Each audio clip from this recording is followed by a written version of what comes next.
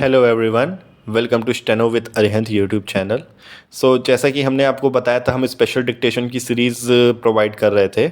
तो उसी पंक्ति पे आज आपको हम इंग्लिश डिक्टेशन का grade D 80 word per minute के लिए दूसरी डिक्टेशन प्रोवाइड कर रहे हैं। So be ready for the dictation. The dictation is going to start in 5 seconds.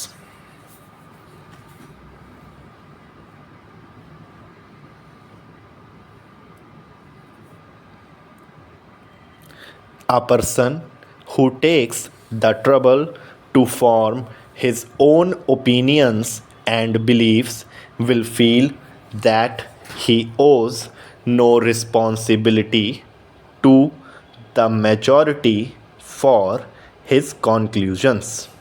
If he is a genuine lover of truth, if he is inspired by a passion for seeing things as they are and an abhorrence of holding ideas which do not conform to facts, he will be wholly independent of the assent of those around him.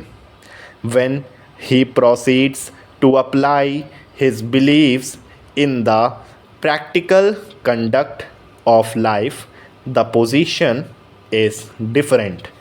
There are then good reasons why his attitude should be less inflexible. The society in which he is placed is an ancient and composite growth. The people from whom he descends have not come by their opinions, customs, and by a process of mere haphazard. These opinions and customs all had their origin in a certain real supposed fitness. They have certain depth of root in the lives of a proportion of the existing generation. Their congruity with one another may have come to an end. That is only one side of the truth. The most jealous propagandism cannot penetrate to them.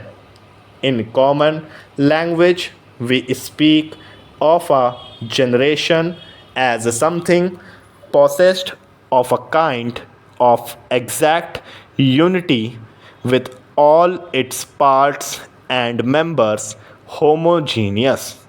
Yet, plainly, it is not this.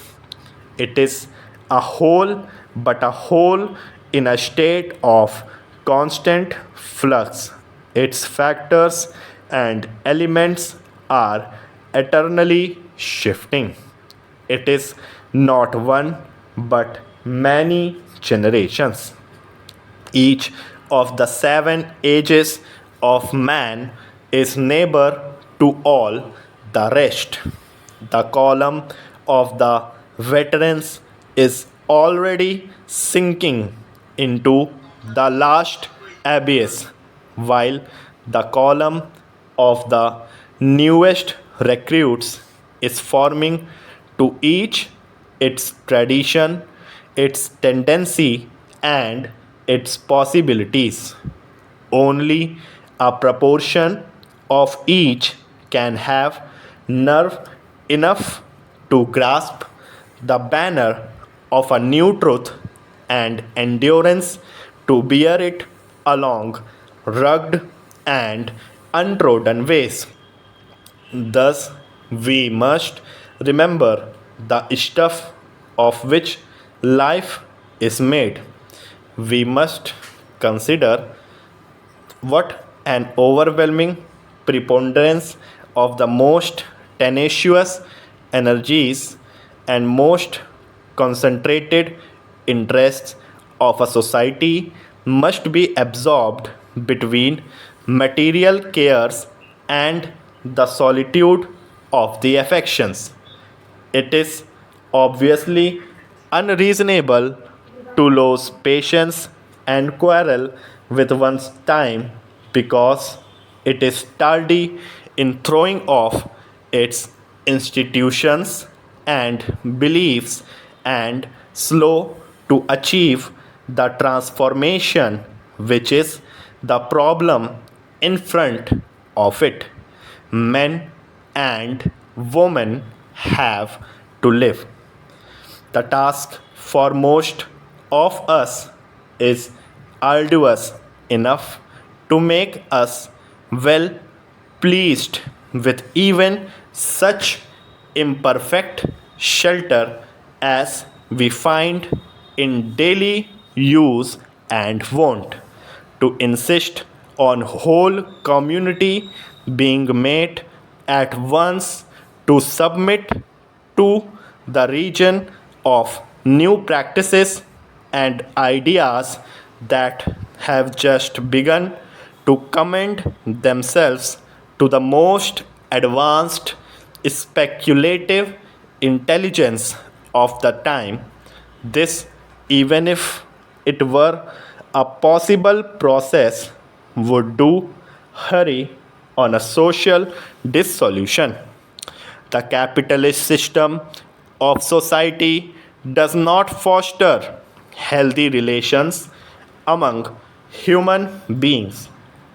A few people own all the means of production and others, though nominally few, have to sell their labor under conditions imposed upon them. The emphasis of capitalism being on the supreme importance of material wealth, the intensity of its appeal is to the acquisitive intensity. It promotes worship of economic power with little regard to the means employed for its acquisition and the end that it serves. By its exploitation of human beings to the limits of endurance, its concentration is on the largest profit rather than maximum production. Thus, the division of human family is done on the basis of economic circumstance. All this is injurious to division of human dignity. And when the harrowed poor turn to the founders of religion for succor, they rather offer a subtle defense of the established order. They promise future happiness for their present suffering and conjure up visions of paradise to redress the balance, to soothe the suffering and the revolt of the tortured men. The system imposes injustice, the religion justifies it. If I had been asked in my early youth whether I preferred to have dealings only with men or only with books, my answer would certainly have been in favor of books. In latter years, this has become less and less. Not that I have had so much better experiences with men than with books. On the contrary, delightful books even now come my way more often than purely delightful men.